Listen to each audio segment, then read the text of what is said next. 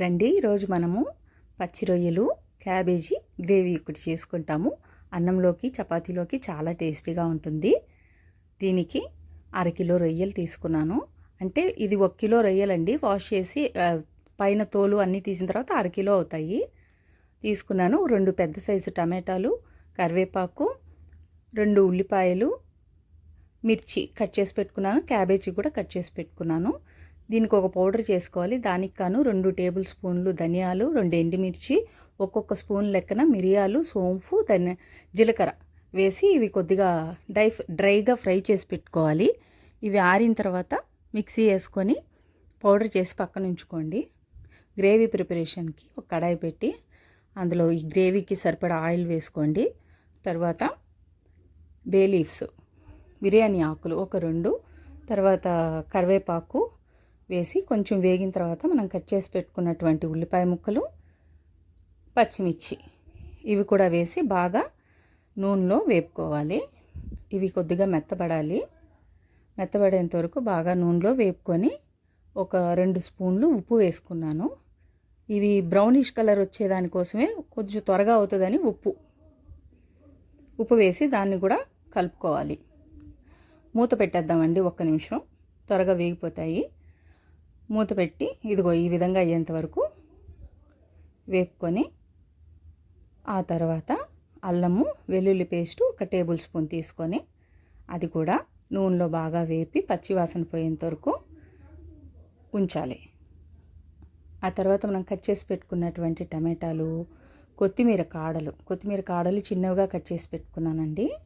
ఆ కొత్తిమీర కాడలు కూడా ఇందులో వేసి నూనెలో బాగా వేపుకొని టమాటాలు మెత్తబడేంత వరకు ఉంచి ఆ తరువాత క్యాబేజీ కూడా కొంచెం సన్నగా తరుక్కోవాలి. అది కూడా వేసేయాలి. వేసి ఇది కూడా బాగా ఫ్రై చేసుకోవాలి. ఒక 2 నిమిషాలు ఫ్రై చేస్తే ఇవి కూడా మెత్తగా అయిపోతాయి, ట్రాన్స్పరెంట్గా అయిపోతాయండి. అయిపోయిన తర్వాత మనం ఫ్రెష్గా తెచ్చుకొని క్లీన్ చేసి పెట్టుకున్నటువంటి రొయ్యలు ఉన్నాయి కదండి, అవి కూడా ఇందులో వేసేసి ఒక్క 2 నిమిషాలు ఉంచితే కొంచెం కలర్ చేంజ్ అవుతాయండి. అప్పుడు దాకా కొద్దిగా హైలో పెట్టి వేపుకుందాం. ఎందుకంటే రొయ్యలు సిమ్లో పెట్టి వేపామంటే నీళ్ళు వచ్చేస్తుందండి బాగా. అలా కాకుండా హైలో పెట్టి ఒక్క 2 నిమిషాలు వేపుకొని ఆ తర్వాత ఉప్పు వేసాం, పసుపు, కారం ఈ 2 వేసుకుందాము. వేసి కొద్దిగా బాగా మిక్స్ చేసుకోండి. రొయ్యల్లోకి బాగా ఉప్పు కారాలు దిగుతాయి. అయిన తర్వాత ఇది వేగనివ్వండి. ధనియాల పొడి వేసుకోవట్లేదు, ఎందుకంటే మనం పౌడర్లో చేర్చుకున్నాం కాబట్టి ధనియాలు సపరేట్గా ఏం వేసుకోవాల్సిన అవసరం లేదు.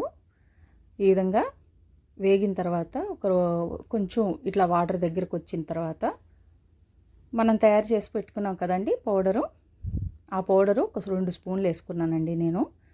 మీకు అవసరం అనుకుంటే ఇంకో స్పూన్ కూడా మీరు వేసుకోవచ్చు. టేస్ట్ చేసుకొని వేసుకోండి, ఘాటు ఎక్కువగా ఉంటుంది, చూసి వేసుకోవాలి. ఇది కూడా బాగా నూనెలో ఫ్రై అవ్వాలండి.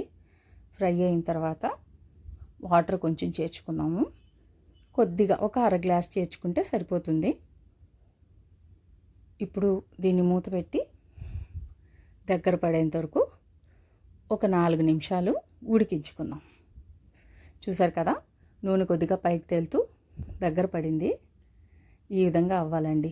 ఈ విధంగా అయిన తర్వాత గరం మసాలా అది 1 స్పూను, చిన్న స్పూన్ అండి చాలు. గరం మసాలా 1 స్పూన్ వేసుకొని ఇంకేం లేదండి, కొత్తిమీర చల్లుకొని ఒక్క 2 నిమిషాలు ఉంచి దించేసుకుంటే టేస్టీ రొయ్యలు క్యాబేజీ గ్రేవీ తయారైపోతుంది. అన్నంలోకి చాలా టేస్టీగా ఉంటుంది. ఒకసారి ట్రై చేసి చూడండి. ఎలా వచ్చిందో నాకు కమెంట్స్ పెట్టండి. సబ్స్క్రైబ్ చేసుకోండి, నా ఛానల్ని లైక్ చేయండి. Thank you.